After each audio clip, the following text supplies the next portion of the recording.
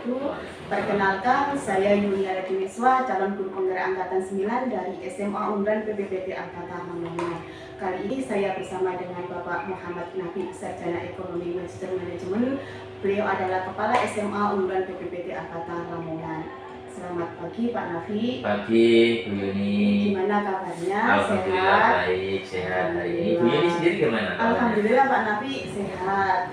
Sebelumnya saya ucapkan terima kasih atas waktunya ya. Sama-sama. Jadi begini Pak Nafi, pada kesempatan kali ini saya akan mewawancara Pak Nafi, di mana kegiatan ini adalah merupakan salah satu tugas dari pendidikan guru penggerak terkait dengan demonstrasi kontekstual modul 3.1 dengan tema pengambilan keputusan yang mempertimbangkan nilai-nilai kebajikan sebagai seorang pemimpin. Pak Nafi kan sudah lama ya menjadi kepala sekolah di SMA Unggulan PPPT Angkatan. Saya yakin ketika menjadi kepala sekolah SMA Unggulan PPPT Angkatan ini Pak Nafi mendapatkan atau mengalami berbagai masalah atau kasus. Nah, dari berbagai masalah atau kasus mungkin diantaranya ada yang bersifat dilema etika atau bersifat bujukan moral. Selama ini bagaimana cara Pak Nafi untuk mengidentifikasi kasus-kasus tersebut itu apakah masuk ke dalam dilema etika atau masuk ke dalam bujukan moral? Terima kasih Bu Yuni. Ya, jadi menjadi kepala sekolah kurang lebih 5 tahun di SMA Unggulan PPPT Angkatan tentunya banyak menghadapi masalah dilema etika atau bujukan moral. Itu tentunya banyak, baik dengan sesama teman sejawat atau lebih-lebih adalah pada peserta didik. Tentunya banyak di sana. Tetapi di dalam pengambilan keputusan itu saya menganalisis bahwa masalah tersebut saya berpedoman pada 4 paradigma, 3 prinsip dan 9 langkah-langkah pengambilan keputusan. Sehingga di situ saya bisa membedakan apakah masalah yang saya tangani, yang saya putuskan, yang saya hadapi itu masalah dilema etika atau bujukan moral. Di situ saya bisa memahami di situ. Jadi selama ini untuk mengidentifikasi apakah kasus itu termasuk dilema etika atau bujukan moral, Pak Nafi menggunakan 4 paradigma, 3 prinsip dan 9 langkah dalam pengambilan keputusan. Terima kasih. Kemudian gini Pak Nafi, ketika menghadapi kasus dilema etika, langkah-langkah apa atau prosedur bagaimana yang Pak Nafi lakukan untuk menyelesaikannya?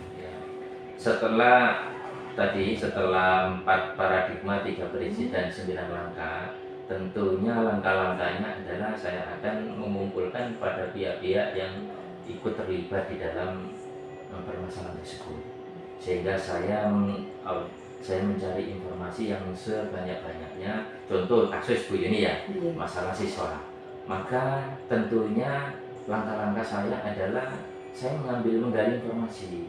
Tentunya saya berkolaborasi dengan pihak-pihak terkait. Contoh di situ karena masalah siswa, di situ ada wakasek kesiswaan, di situ ada wali kelas, di situ ada BK. Sehingga langkah-langkah yang saya ambil adalah saya menggali informasi dulu dari pihak-pihak terkait, dari siswanya juga. Sehingga langkah-langkah yang saya ambil adalah saya bisa nanti di dalam pengambilan keputusan itu bisa sebaik mungkin karena saya sudah menggali informasi dari beberapa pihak. Itu selama ini seperti itu. Jadi langkah-langkah yang sudah Pak Nafi lakukan ketika menghadapi kasus dilema etika adalah memanggil pihak-pihak yang terkait dengan kasus tersebut. Kemudian begini Pak Nafi, selama ini menurut Pak Nafi hal apa saja yang efektif atau hal apa saja yang Pak Nafi anggap efektif dalam pengambilan keputusan bersifat dilema etika tersebut? Yang saya anggap efektif adalah setelah saya mempertimbangkan 4 paradigma, 3 prinsip, 9 langkah, saya berkolaborasi dengan pihak-pihak terkait. Tentunya yang saya paling anggap efektif adalah di dalam kolaborasi itu adalah pendekatan coaching. Jadi dengan pendekatan coaching itu baik dengan teman sejawat yang terkait dalam program tersebut atau dengan peserta didik. sehingga kita pendekatan kucing itu kita bisa menggali informasi-informasi, problem-problem atau nanti kiat-kiat tantangan yang harus yang bisa diambil untuk menyelesaikan kasus tersebut. Sehingga paling tidak sedikit banyak dengan pendekatan kucing tersebut saya bisa menggali informasi, saya bisa menggali solusi dari teman-teman seperti itu. Jadi pendekatan kucing selama ini saya anggap paling efektif. Jadi yang Pak Nafi anggap efektif ketika menyelesaikan kasus yang bersifat dilema etika selama ini adalah menggunakan pendekatan kucing. Kemudian ini Pak Nafi, ketika menyelesaikan kasus yang bersifat dilema etika, hal apa saja yang menjadi tantangan dari Pak Nafi ketika menghadapi kasus tersebut? Jadi ketika saya menghadapi masalah kasus dilema etika, tantangannya adalah tentunya adalah pihak-pihak terkait atau peserta guru atau teman sejawat yang mungkin belum memahami tentang masalah-masalah dilema etika. Itu bagian tantangan. Tetapi saya bisa memberikan sedikit demi sedikit pemahaman kepada teman-teman bahwa teman-teman sejawat harus bisa memahami masalah-masalah dilema etika. Karena apa? Karena dengan masalah dilema etika itu tidak ada lain adalah kita tujuan terakhir adalah keberpihakan pada peserta didik. Itu yang harus dijunjung itu selama ini seperti itu. Jadi tantangannya adalah dari Bapak Ibu guru atau teman sejawat yang belum memahami bahwa kasus itu bersifat dilema etika. Terus kemudian seperti ini Pak Nafi, selama ini dari Pak Nafi sendiri apakah menjadwalkan atau ada jadwal tertentu untuk membahas kasus-kasus yang bersifat dilema etika, ataukah ketika hanya ada kasus itu langsung diselesaikan tanpa ada jadwal tertentu? Alhamdulillah Bu ini kita tahu sendiri bahwa di lembaga kita itu ada namanya evaluasi mingguan yang kebetulan kita laksanakan pada hari Senin setelah upacara.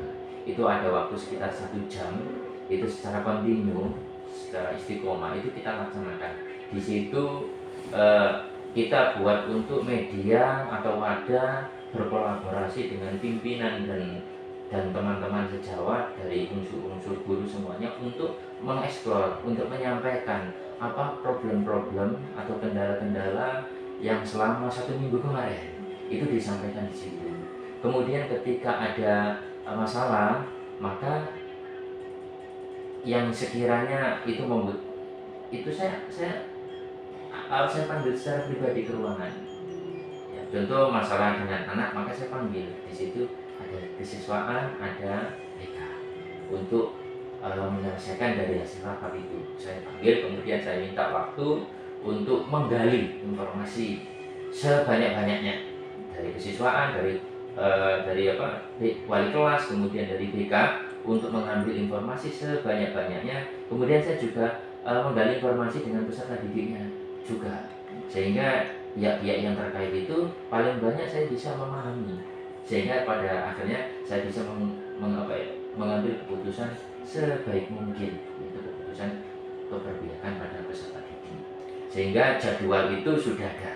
Intinya jadwalnya sudah ada, Intinya jadwalnya sudah ada, kemudian dari jadwal itu kan diisi dengan rapat evaluasi. Kemudian di dalam rapat evaluasi itu nanti kan akan muncul masalah atau problem. Kemudian mungkin salah satu di antara masalah tersebut bersifat dilema etika. Kemudian dari sudah tahu kasus dilema etika, maka Pak Nafi langsung menyelesaikan atau mencari solusinya. Dan begini Bu Yuni, jadi begini juga bahwa ketika masalah itu sekiranya di minggu pertama itu sudah diketahui pada rapat Senin itu, ketika masalah itu bisa ditangani tanpa melibatkan kepala sekolah, bisa diselesaikan oleh pihak BK, maka sepanjang BK itu bisa, maka tidak usah melibatkan saya.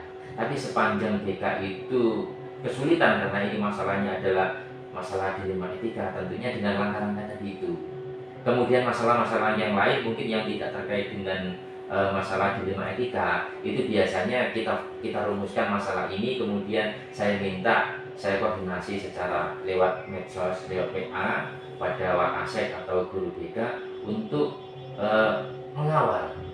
Karena ada waktu 1 minggu sebelum rapat itu bagaimana langkah-langkah kesiswaan, bagaimana langkah-langkah wali kelas, kemudian langkah-langkah guru BK untuk menyelesaikan problem selama minggu kemarin yang dirapatkan untuk persiapan evaluasi di minggu berikutnya. Sehingga kita nanti ketika rapat pada hari Senin tersebut sudah ada keputusan atau jawaban atau solusi yang terbaik. Oke. Terus seperti ini Pak Nafi, ketika Pak Nafi menghadapi kasus dilema etika itu, adakah seseorang atau adakah faktor-faktor yang membantu Pak Nafi untuk mempermudah bahasanya ya, mempermudah atau mencari solusi permasalahan dilema etika tersebut? Ya, terima kasih Bu Yuni. Jadi di dalam pengambilan keputusan tentunya ada bahwa meskipun kepala sekolah itu pimpinan, tetapi kepala sekolah itu bukan satu penentu utama, tetapi harus mempertimbangkan berkolaborasi dengan pihak terkait. Di lembaga pendidikan itu kan ada namanya TPMPS ya, jadi penjamin mutu itu, kemudian guru senior itu selalu saya libatkan. Jadi guru senior, tim pengembang pendidikan, kemudian Wakasek, itu selalu saya berkolaborasi. Saya akan menggali informasi dari pihak-pihak tersebut, kemudian dari pihak-pihak dari guru senior, dari tim pengembang, dari Wakasek, dan guru yang lain. Setelah saya explore, saya berkolaborasi, itu saya merumuskan yang terbaik itu bagaimana. Tentunya tidak ada lain, yang terbaik adalah keputusan yang saya ambil adalah keputusan yang berpihak pada peserta didik. Itu yang lebih penting, yang menjadi tujuan utama. Jadi selama ini yang membantu Pak Nafi ketika memutuskan masalah bersifat dilema etika itu tadi ya, Bapak Ibu guru Wakasek, ada guru tim senior, TPMPS, kemudian guru senior. Pertanyaan terakhir ini Pak Nafi, dari semua yang telah Pak Nafi sampaikan tadi, pembelajaran apa atau pengalaman apa yang bisa Pak Nafi berikan ketika Pak Nafi memutuskan kasus-kasus yang bersifat dilema etika? Pembelajaran yang saya alami bahwa saya membandingkan Bu ini dulu ketika masih menjadi Wakasek, sebelum menjadi kepala sekolah, bahwa keputusan yang dulu ketika saya menjadi Wakasek itu, keputusan kepala sekolah itu saya anggap itu selalu bertentangan dengan keputusan saya, artinya dengan hati nurani saya. Tetapi ketika saya sudah memahami tentang 4 paradigma, 3 prinsip, kemudian 9 langkah pengambilan keputusan, dan tentunya adalah bahwa sebuah pimpinan itu harus mengedepankan keberpihakan pada peserta didik, maka dengan masalah dilema etika tersebut saya bisa memahami bahwa oh ternyata yang dulu saya anggap kurang tepat itu hari ini itu adalah keputusan yang terbaik. Nah, itu pengambilan yang saya anggap pengalaman ya, pembelajaran yang saya anggap baik selama ini. Pak Nafi, saya kira cukup sampai di sini. Terima kasih atas waktunya dan atas berbagi ilmu sama pengalamannya. Semoga kita kedepannya bisa menjalankan, bisa menjalankan sebagai pemimpin yang bisa berpihak kepada murid. Ketika mengambil keputusan itu harus mengedepankan kepada kepentingan murid. Sama-sama Bu Yuni. Saya juga terima kasih Bu Yuni sudah aktif ikut mengembangkan diri menjadi calon guru penggerak. Saya sebagai kepala sekolah tentunya adalah mendukung betul Bu Yuni, karena yang kita hadapi sekarang adalah murid yang tidak sama dengan masa-masa kita dulu. Bahwa murid sekarang itu menghadapi masa yang tentunya lebih berat daripada masa-masa kita. Tentunya kita sebagai pendidik harus menyiapkan betul, karena sama yang mungkin Bu Yuni juga sudah mendapatkan materi ya, Jawa pendidik itu ibarat petani ya. Jadi ketika murid diibaratkan menjadi benih, sekolah lembaga pendidikan diibaratkan sebagai ladang. Ketika kita punya murid yang baik, benih yang baik, sementara kita lembaga pendidikan lingkungannya tidak baik, kemudian kita menjadi petani yang tidak profesional, tidak mampu menyiapkan lahan yang baik, tentunya anak itu kan benih yang baik itu kan tidak menjadi hasil tumbuh dengan hasil yang baik.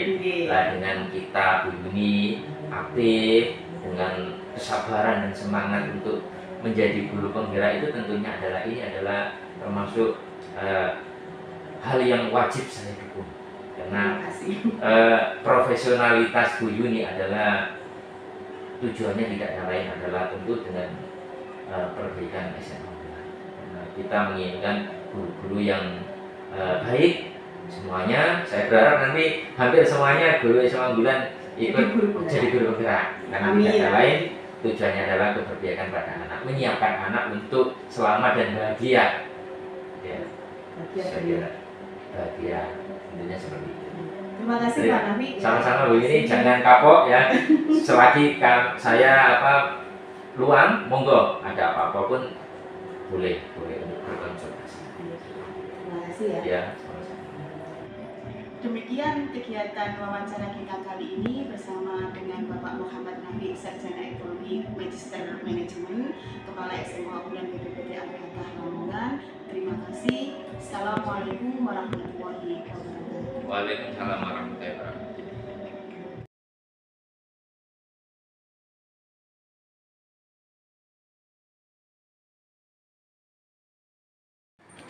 Assalamualaikum warahmatullahi wabarakatuh. Perkenalkan, saya Mira Juliswa, calon guru penggerak angkatan 9 dari SMA Unggulan BPPT Al-Fatah.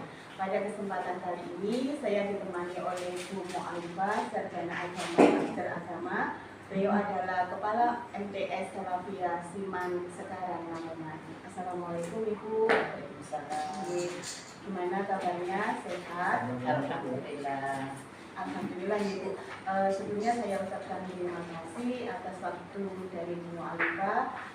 Jadi begini Ibu, ini merupakan tugas dari calon guru penggerak demonstrasi kontekstual terkait dengan pengambilan keputusan pemimpin berdasarkan nilai-nilai kebajikan yang ada. Bu Alifah selama ini kan sudah menjabat sebagai kepala sekolah sampai ini. Kemungkinan kan pernah ya mengalami yang namanya kasus dilema etika. Kira-kira ini kasus yang selama ini pernah mengalami. Yang selama ini sering saya alami itu kasus antar anak, antar siswa yang ada permasalahan, yang mana itu masalahnya itu sama-sama benarnya, gitu. Anak-anak itu sama-sama benarnya.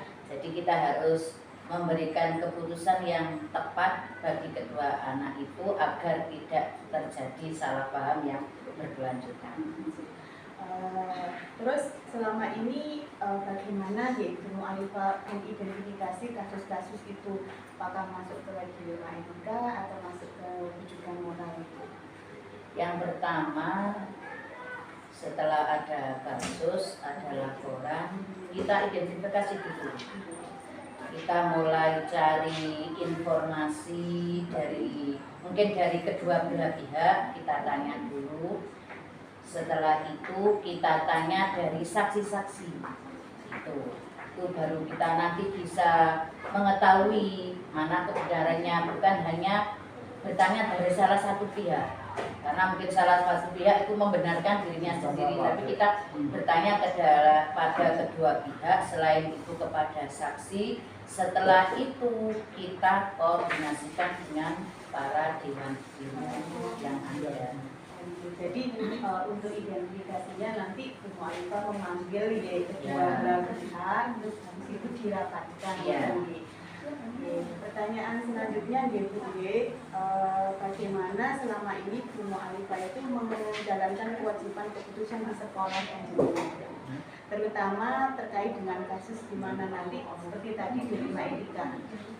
Kalau kami dalam menjalankan keputusan selama ini tidak pernah mengambil keputusan sendiri, tidak pernah mengambil dari inisiatif saya sendiri. Semua apapun yang terjadi, baik kasus dilema etika maupun rujukan moral, itu selalu kita rundingkan dengan para guru terus yang paling penting juga para pakar gitu. Agar nanti seandainya ada kasus yang sudah saya putuskan itu bukan berasal dari saya sendiri, karena saya yakin saya sendiri belum tentu benar gitu. Kalau ada sebuah keputusan kita putuskan bersama dan nanti tanggung jawab juga kita tanggung bersama. Jadi langkah-langkahnya tadi itu tidak diputuskan sendiri, Iya. tapi melalui diskusi Iya, seperti itu. Kemudian pertanyaan selanjutnya Ibu, hal apa saja yang selama ini Ibu anggap efektif dalam pengambilan keputusan dalam kasus dilema etika? Yang paling efektif adalah menekankan kepada anak tentang kejujuran. Jadi jujur ini nanti kita akan bisa memilah apa yang harus kita laksanakan, karena dengan kejujuran insya Allah nanti apapun akan diambil keputusan dengan benar. Berarti intinya di sini Bu Mu'alifah ke anak-anak ini menekankan kejujuran.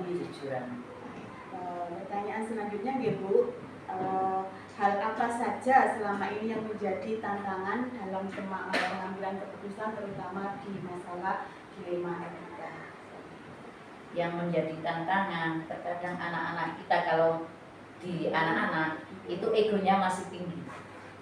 Jadi kita harus lebih sabar, kita harus lebih teliti dalam mengambil keputusan, karena kita tahu anak-anak segitu itu maunya menang, maunya akunya yang didepankan. Terus selain itu mereka juga berdomisili di pondok, yang mana di pondok itu ya hanya ada pengurus tanpa ada orang tua, dan pengurus pun menangani anak banyak itu juga sedikit sulit. Jadi tantangan yang selama ini Bu Mu'alifah hadapi terkait dengan kasus dilema etika itu adalah ego anak yang masih tinggi dan anak-anak mayoritas domisili di pondok. Bu, pertanyaan selanjutnya, hal apakah sebuah ini ada jadwal tertentu maksudnya untuk menyelesaikan kasus dilema etika? Tidak ada jadwal tertentu, karena kasus-kasus ini pun terjadinya tidak selalu gitu. Maka ketika ada kasus baru kita menangani, walaupun kita sudah ada prosedur bagaimana caranya gitu. Tapi kalau nggak ada kasus otomatis kan juga tidak ada permasalahan. Jadi permasalahan ini, kasus ini kita tangani ketika terjadi kasus tersebut. Berarti ketika ada kasus Bu Mu'alifah langsung menangani kemudian mencari solusi yang ada. Jadi tidak ada jadwal tertentu untuk Ibu. Pertanyaan yang selanjutnya Bu, apakah faktor-faktor yang selama ini mempermudah atau yang membantu Bu Mu'alifah ketika memecahkan masalah dilema etika? Yang sangat mempermudah adalah loyalitas dari rekan-rekan kerja kami di sini, terutama para waka. Mereka semua sudah menganggap kita ini satu keluarga. Permasalahan apapun kita pecahkan bersama, baik itu menyangkut masalah anak-anak maupun menyangkut masalah madrasah. Itu yang membuat kami sangat enjoy, kami sangat enak menghadapi apapun yang terjadi di sekolah ini. Jadi yang membantu Bu Mu'alifah dalam memecahkan masalah dilema etika itu karena pertama tadi loyalitas guru, kemudian karena guru juga sudah menganggap bahwa kita semua di sini adalah keluarga. Pertanyaan terakhir ini Bu Mu'alifah, pembelajaran apa yang dapat atau pengalaman apa yang dapat Bu Mu'alifah kemukakan dari kasus-kasus dilema etika yang sudah terjadi di sekolah panjenengan? Dengan kasus-kasus yang terjadi, yang pertama kita harus memperhatikan kondisi anak, jangan sampai kasus-kasus seperti itu terjadi. Itu yang pertama, karena memang anak itu membutuhkan perhatian khusus. Mereka mayoritas di pondok yang mana cara kasih sayangnya mungkin kurang. Mungkin anak itu membutuhkan perhatian, cari perhatian itu mungkin. Itu yang pertama. Yang kedua, dengan mencari sumber-sumber untuk memecahkan masalah itu yang terbaik yang bagaimana. Dan yang ketiga adalah dengan cara kita guyub rukun sesama guru, sesama wakaf untuk mendidik dan untuk mengkondisikan siswa-siswi kita agar mereka nyaman dan tidak terjadi permasalahan-permasalahan yang seperti itu. Jadi di sini kalau disimpulkan ada 3 langkah ya Bu. Yang pertama tadi untuk menyelesaikan dari pengalaman-pengalaman yang ada itu adalah pertama memperhatikan kondisi anak. Kemudian yang kedua adalah mencari solusi, dirapatkan bahasanya. Kemudian yang ketiga adalah karena di sini adalah kita anggap keluarga, maka semuanya Bapak Ibu guru, baik wakaf, Bapak Ibu guru adalah mendukung untuk mendidik. Saya rasa cukup sekian dulu ya Bu Mu'alifah. Terima kasih atas ilmunya, atas berbagi pengalamannya. Semoga nanti bisa saya tiru untuk kedepannya. Terima kasih Bu Mu'alifah. Assalamualaikum warahmatullahi wabarakatuh. Waalaikumsalam warahmatullahi wabarakatuh. Demikian kegiatan wawancara saya bersama Bu Mu'alifah Sarjana Agama Magister Agama. Terima kasih Ibu. Semoga bermanfaat. Assalamualaikum warahmatullahi wabarakatuh. Waalaikumsalam warahmatullahi wabarakatuh.